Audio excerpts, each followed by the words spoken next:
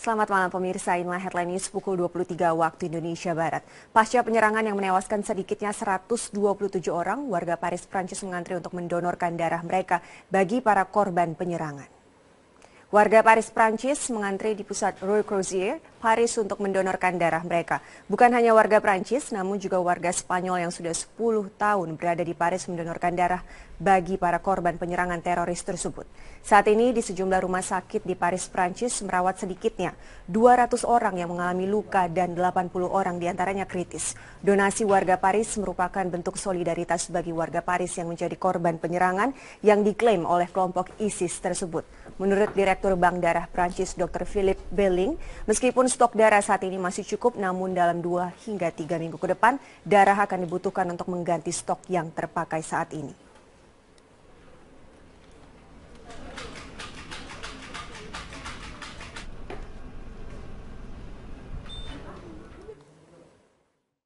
Serangan teroris yang terjadi di Paris, Prancis Jumat malam adalah serangan teroris terburuk dalam sejarah Prancis.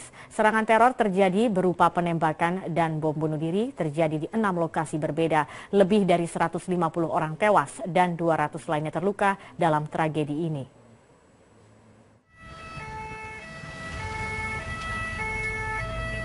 Serangan teror berawal sekitar pukul 21 waktu setempat hari Jumat.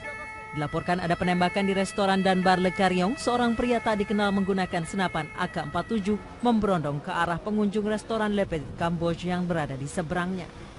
Video amatir ini menunjukkan sebuah mobil yang tengah melintas saat tembakan terjadi. Terlihat seorang pria terluka dan seorang lainnya terbaring di jalanan. Pelaku penembakan kemudian masuk ke restoran Le Carillon dan kembali melepaskan tembakan secara brutal. Belasan orang tewas dalam insiden ini.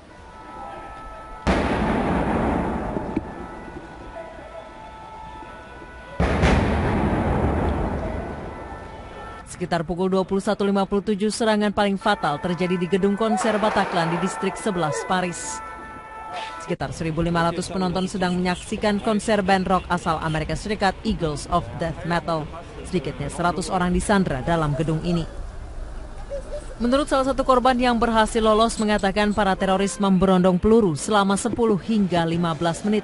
Total korban tewas mencapai 112 orang. On a réussi à s'échapper par une porte dès qu'il était à même la Seine et on s'est caché pendant 2 heures à 25 dans une pièce, les uns sur les autres recroquevillés à entendre tous les coups de Kalachnikov, les gens comme si les gens se faisaient torturer, les gens avaient mal parce que se faisaient tirer dessus. Au bout de 2 heures, on a entendu des noms, des prénoms, et c'était je sais pas, GIGN ou je sais pas quoi, enfin en tout cas les flics, et ils nous ont demandé de sortir les mains en l'air, de sortir les blessés, et on est sortis, ils nous ont protégés. C'était une boucherie, c'était un carnage, des gens morts partout. Tim anti-teroris menyerbu dan melumpuhkan 4 orang pelaku. Setelah insiden berakhir, para sandera dievakuasi dari tempat kejadian. Restoran Le Bel Équipé di Jalan 92 Du Charong, distrik 11 Paris menjadi sasaran lainnya. Penembakan di restoran ini menewaskan 18 orang. Sementara itu serangan di 2 lokasi berbeda yakni di Boulevard Voltaire dan Jalan Vongte-Loura menewaskan 6 orang.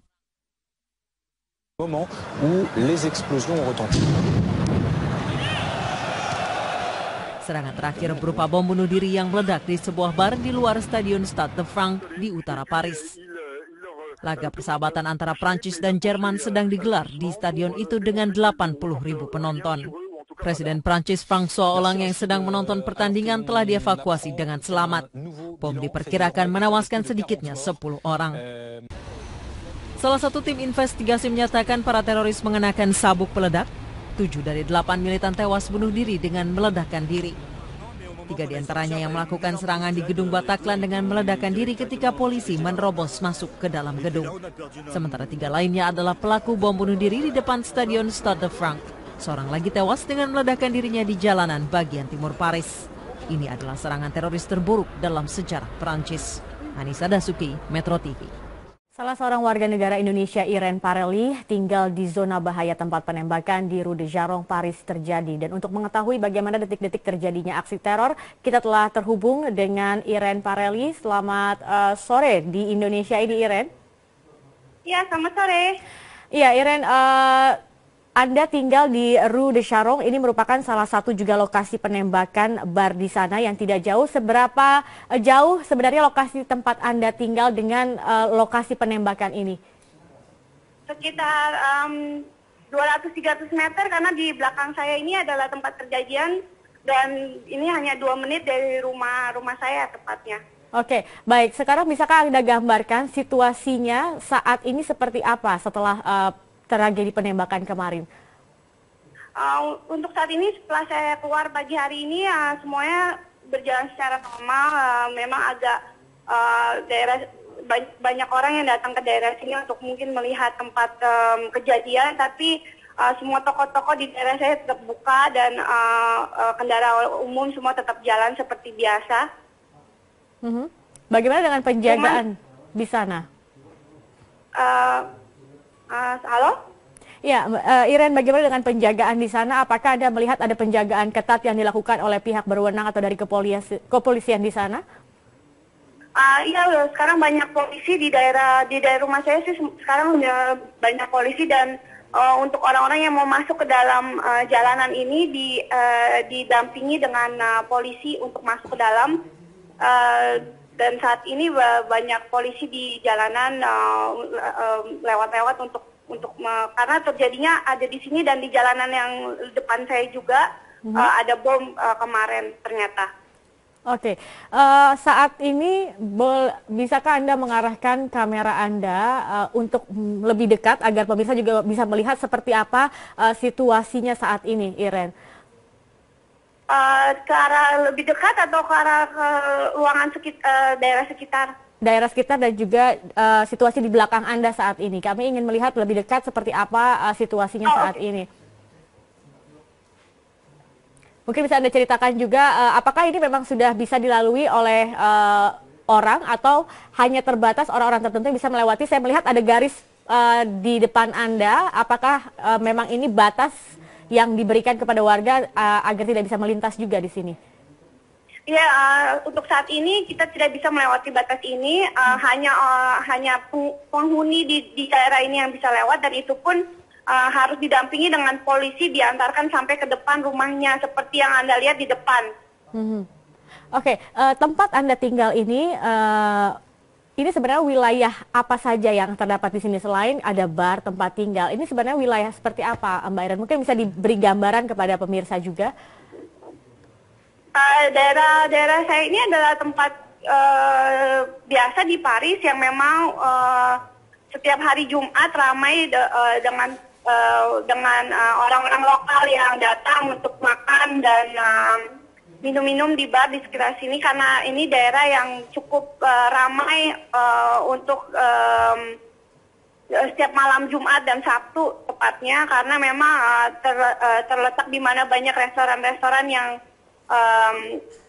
lumayan trendy di sini. Oke. Kemudian memang apakah di sini juga banyak tempat tinggal imigran?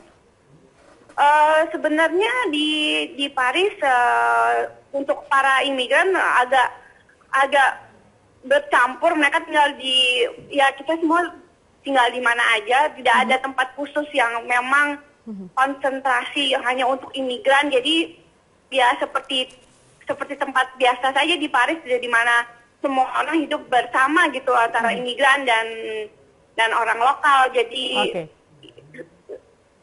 Dan selama Anda tinggal di sana, ini pertama kalinya Anda melihat ada aksi penembakan ataupun sebelum-sebelumnya pernah terjadikah peristiwa misalnya yang terkait dengan keamanan di sana? Sebenarnya daerah rumah saya ini sangat dekat dengan kejadian Charlie Hebdo yang terjadi di bulan Januari tahun ini. Itu sekitar mungkin 1,5 atau 2 kilometer dari sini. Jadi sebenarnya selain hal itu tidak pernah ada hal-hal yang tidak aman terjadi di daerah sini sebenarnya. Oke, kemudian bagaimana dengan reaksi dari KBRI sendiri, khususnya terhadap warga negara Indonesia di sana? Apakah sudah ada imbauan tertentu yang diberikan? Sampai saat ini saya belum mendengar kabar dari KBRI, tapi dari pemerintahan Prancis sendiri dihimbaukan untuk tidak terlalu banyak melakukan aktivitas di luar dan dihimbau untuk tidak pergi ke daerah-daerah yang sangat turistik dan sentral. Oke, baik. Terima kasih Iran Parili telah bergabung bersama kami dan juga sudah menggambarkan seperti apa situasi saat ini dan bagaimana teror yang terjadi juga kemarin. Terima kasih dan kami harap juga berhati-hati. Terima kasih dan pemirsa.